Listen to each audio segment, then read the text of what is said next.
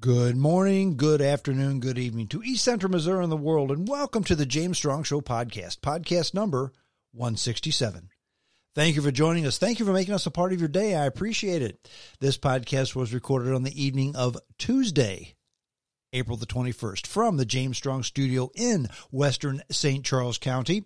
We have a guest via the telephone lines. As I mentioned before, no guests in studio until the pandemic is over for safety reasons.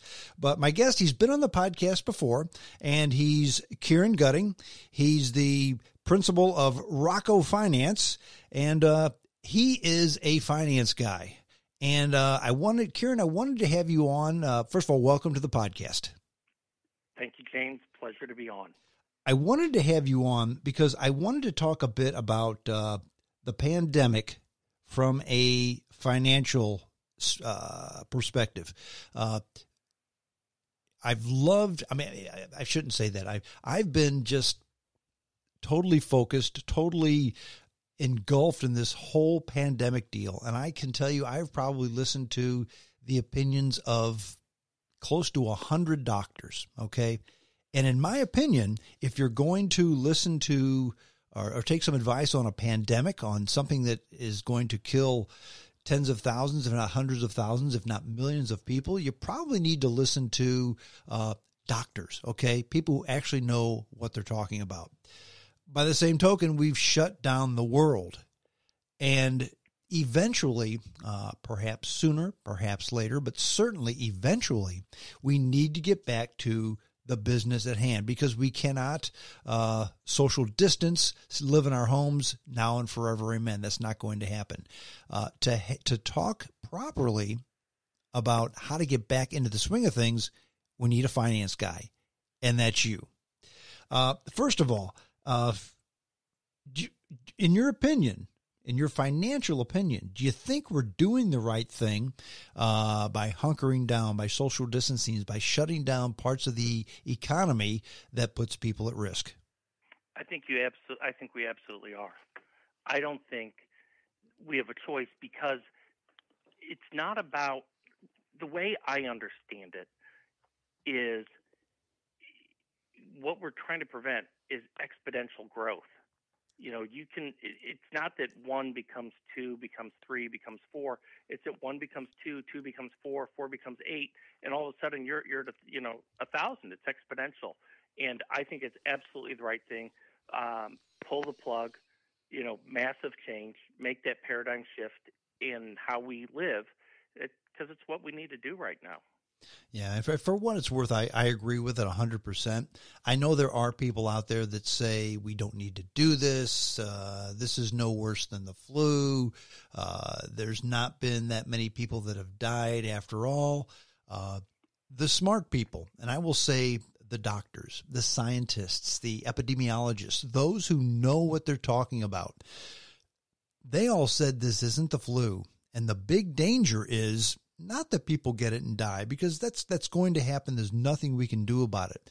But the danger is when the hospital beds are full and people still get sick, therein lies the problem. And that's what we're trying to avoid.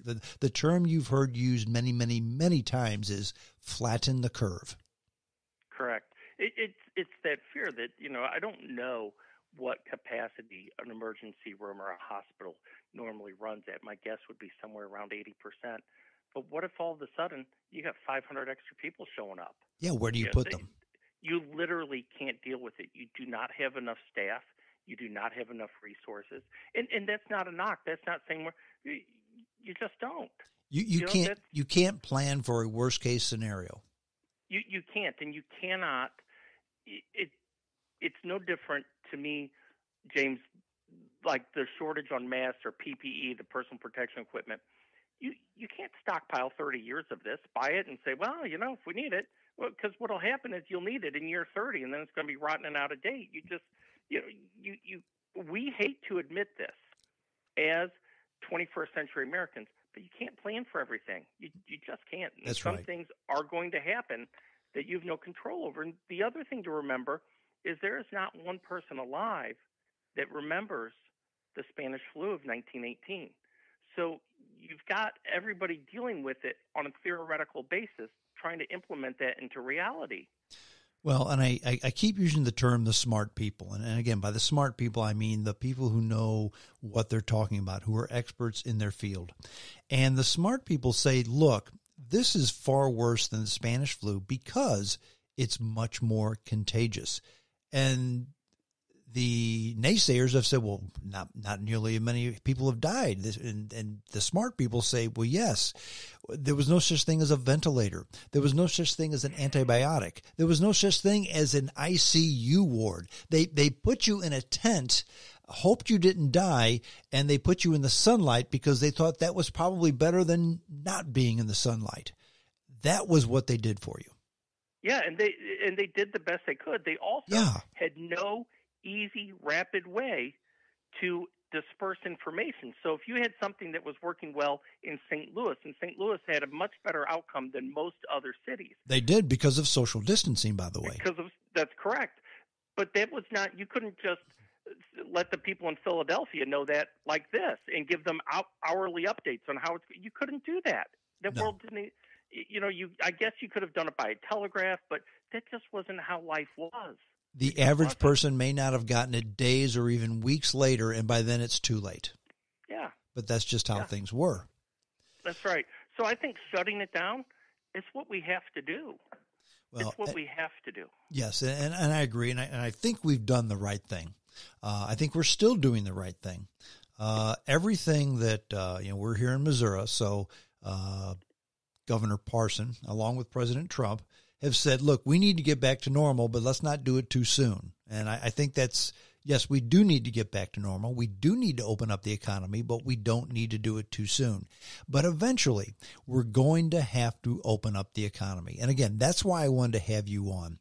The goal all along has not been, look, let's social distance and shut down the economy so that nobody gets sick and dies. It was, look, let's social distance, shut down the economy so that not too many people get sick at the same time. And that's what we're doing, and it's working.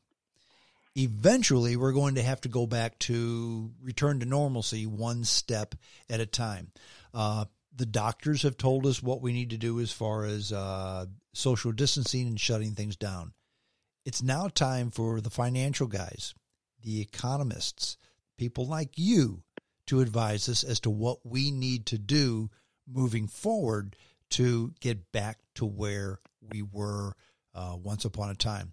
I hear people talking about things. There was a doctor that was on KMOX, I want to say. And the first thing he started talking about were the economic ramifications of the coronavirus.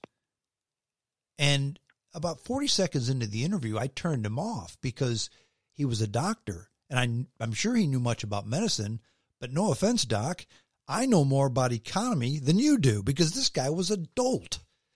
Right. That's why I wanted to have you on to talk about the financial aspects of getting back to where we need to be.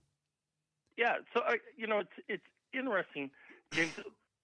One of the things is there's still a whole lot going on. There really is.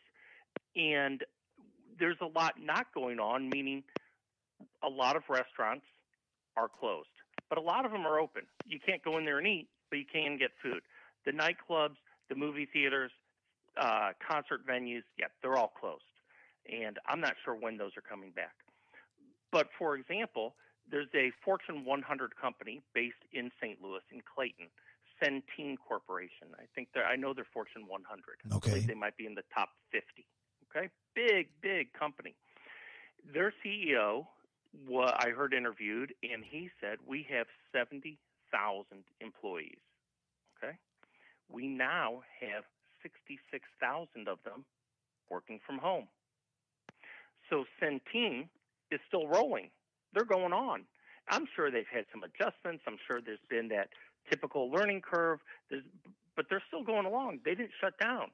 I have friends of mine who work in the brokerage business, of course, and a lot of them working from home. That's still going on. So there is a lot of the economy that is still rolling. I think the interesting thing is what does the change happen when it comes back? For example, to go back to Centene, if they've got 66,000 working at home, and the CEO said I had to spend $4 million in one day just buying laptops for his people, right? Okay. But they just built a huge tower, that probably cost, I don't know how much, $100 million? I'm not sure. And do they need all that space now? Or can you have maybe permanently 35,000 people working from home because they want to, And what does that mean for the demand for that office space? What does that mean for the way people live in their homes, the way people want space in their homes? I think there's a lot. I think you're going to see, by the time this all washes out, be it 6 months, 18 months, I'd say 2 to 3 years from now, you're going to see unprecedented change in the American economy, in the way we do business and how things work. Well, Some things will go, we will all be going to the baseball game again, to the rock and roll concert, to the Broadway theater show. That will come back. I don't know when, and I don't think anybody really knows when, because there's two parts to it. There's the part where the officials say it's good to go, and then there's the part where the American people vote with their feet, right? Well, that's absolutely true. Yeah, and they either buy in, and the American public will be the one to really dictate when it's over. Yeah, and how those things come back. When the government says, okay, it's safe now to resume unnecessary plane travel, the planes are not going to be full. In fact, I've told my employer, I said, look, when they give us the high sign, I'm not getting on an airplane for a while. I'll drive, but I'm not getting in a crammed full box where you are not only social distancing, but you're rubbing elbows with two total strangers in a box of recirculated air. That's going to be a while before I do that. That's going to be a while. And then let's take that out a little bit further, because maybe you were just typically flying up to, say, Cleveland to go service a client, right? Sure. But what about, how do we feel now about that trip to China for business? How do we feel about that? Because the first time for people doing it, probably kind of exciting, and then maybe kind of becomes routine. Maybe they have their couple spaces they like to go because they have to go 3 times a year. Now, how do you think they want to? When do you think they want to go? How much time? And what does the company look at? And how does the company feel about keeping their supply chain there, keeping doing as much business as we have there, especially when you have neighbors right to the south of us with a new trade agreement in place? How does all that change? I think you're going to see an unprecedented shift, just like we saw after 9/11. Pre 9/11, Strong, I don't know if you remember or not, you could go to the airport.